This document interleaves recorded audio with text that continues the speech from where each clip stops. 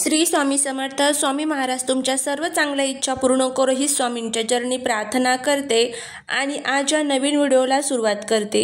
आज आहे 29 जानेवारी, वार बुधवार आणि आज आहे वर्षातील पहिलीच मौनी अमावस्या. प्रत्येक महिन्यामध्ये अमावस्या तिथी येते आणि प्रत्येक अमावस्याचं महत्त्व हे देखील वेगवेगळं असतं. मौनी अमावस्या ही इतर अमावस्यापेक्षाही सर्वात मोठी अमावस्या मानली जाते, कारण या मौनी अमावस्येचे महाकुंभाच्या पार्श्वभूमीवरचे तिचे महत्त्व अधिक आहे. जर तुम्हाला महाकुंभात सहभागी होता आले नसेल तर घरीच राहूनच तुम्ही मौनी अमावस्येचं पुण्य हे पदरात पाडून घेऊ शकता. म्हणूनच या दिवशी तुम्हाला शांततेने देवाची पूजा करायची आहे. या तिथीला मौन आणि संयम पाळणे हे स्वर्ग आणि मोक्ष देणारे साधन मानले जाते. मौनी अमावस्येला शास्त्रामध्ये मौन पाळण्याला विशेष महत्त्व सांगितले जाते.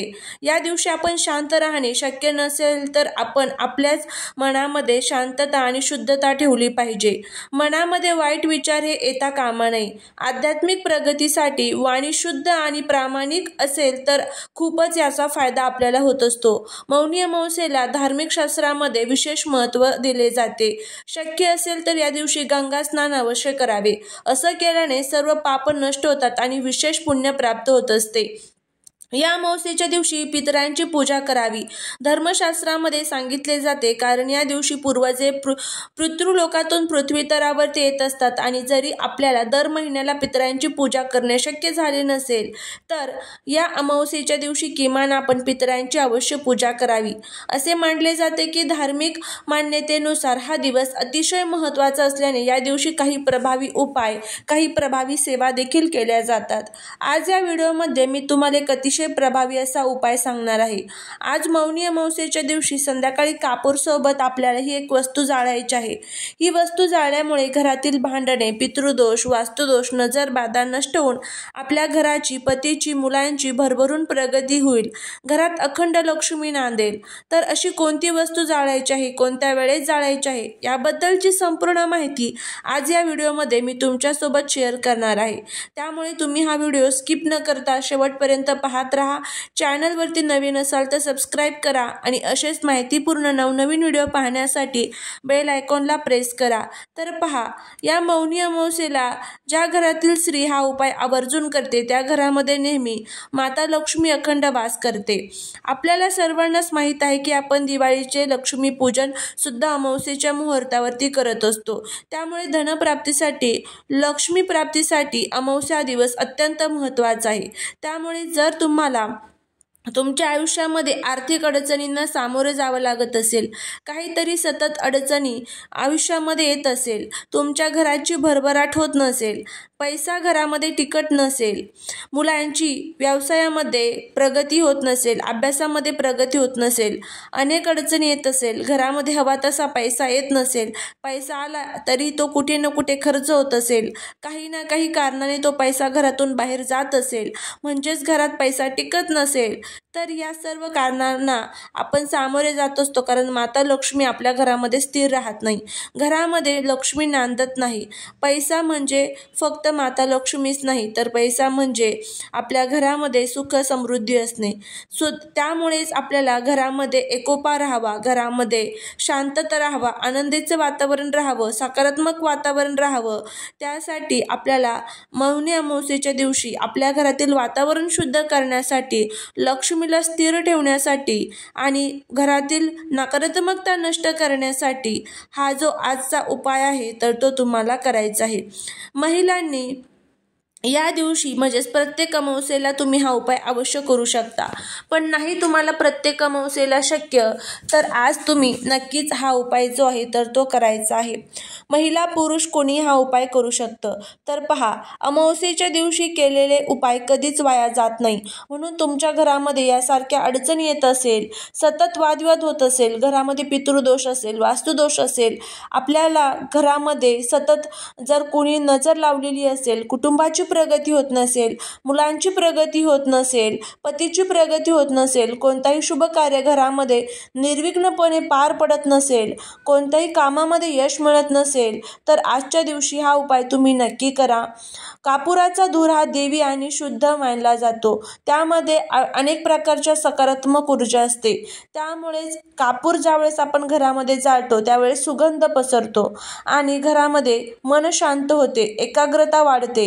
तसेच जेव्हा आपण घरामध्ये कापूर जाळतो त्यावेळेस आपल्याला अक्षय पुण्याची प्राप्ती होते, त्याचबरोबर अश्वमेध यज्ञ केल्याची प्राप्ती होते। घरामध्ये कोणत्याही प्रकारच्या दोषाचा प्रभाव हा राहत नाही, तर हा प्रभावी उपाय आपल्याला करायचा आहे। आपल्याला 5 भीमसेनी कापूरच्या वड्या घ्यायच्या आहेत। तुमच्याकडे जर भीमसेनी कापूर नसेल तर साधा कापूर तुम्ही घरामध्ये वापरत असाल तर तो तुम्ही 5 कापूरच्या वड्या सर्वात प्रथम तुम्हाला घ्यायच्या आहे। त्यानंतर तुम्हाला शुद्ध तुपामध्ये ह्या भिजवायच्या आहेत। तुम्हाला त्यानंतर एक मातीची पंती घ्यायची आहे। कापूर जाळण्यासाठी तुम्ही एखादं भांडं घेत असाल तर ते देखील तुम्ही घेऊ शकता। सर्वात प्रथम थोडेसे तांदूळ तुम्हाला त्यामध्ये टाकायचे आहे। त्या तांदळावरती तुम्हाला कापूरच्या वड्या ज्या आहेत तर त्या आपल्याला ठेवायच्या आहेत, ज्या आपण तुपामध्ये भिजवलेल्या आहेत। आता तुमच्याकडे तूप नसेल तर नाही भिजवल्या तरी चालेल, डायरेक्टली तुम्ही तशाच ठेवू शकता। आणि त्याबरोबर आपल्याला ह्या ज्या 1 ते 2 वस्तू आहेत तर त्या घ्यायच्या आहे। त्यामध्ये सर्वात पहिली तुम्हाला ज्या लवंग असतात, लवंगा तुम्हाला 5 घ्यायच्या आहेत। अखंड ज्या फुलवाल्या लवंग असतात तर त्या घ्यायच्या, कुठेही तुटलेल्या फुटलेल्या लवंगा नकोत। ह्या लवंगा तुम्हाला घेतल्यानंतर त्या कापूरसोबत तुम्हाला ठेवायच्या आहे। नंतर तुम्हाला चिमूटभर पिवळी मोहरी जी असते तर ती घ्यायची आहे। पिवळी मोहरी तुमच्याकडे नसेल तर काळी मोहरी देखील तुम्ही घेऊ शकता आणि त्यासोबत ती तुम्हाला ठेवायची आहे। नंतर तुम्हाला एक वेलची जी असते तर ती त्यामध्ये ठेवायची आहे। आता हे सर्व साहित्य आपण घेतलेलं आहे।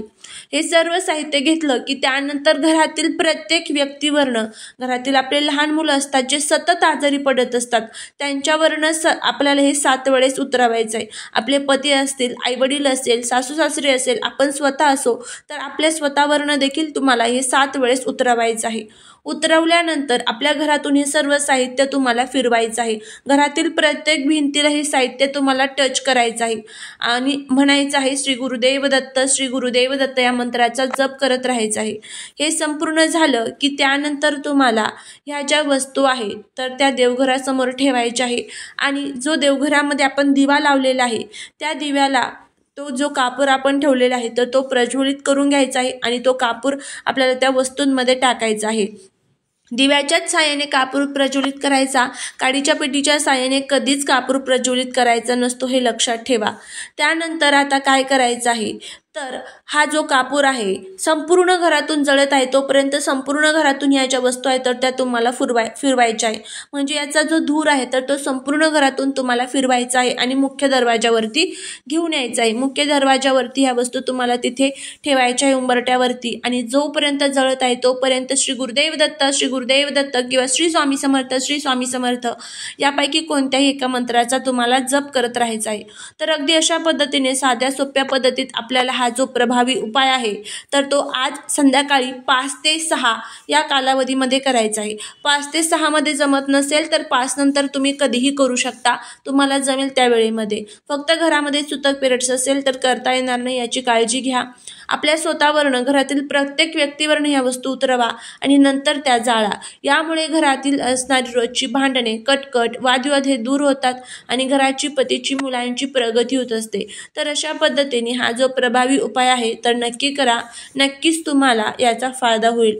झालेली सेवा ही महाराजांच्या चरणी रुजू करते।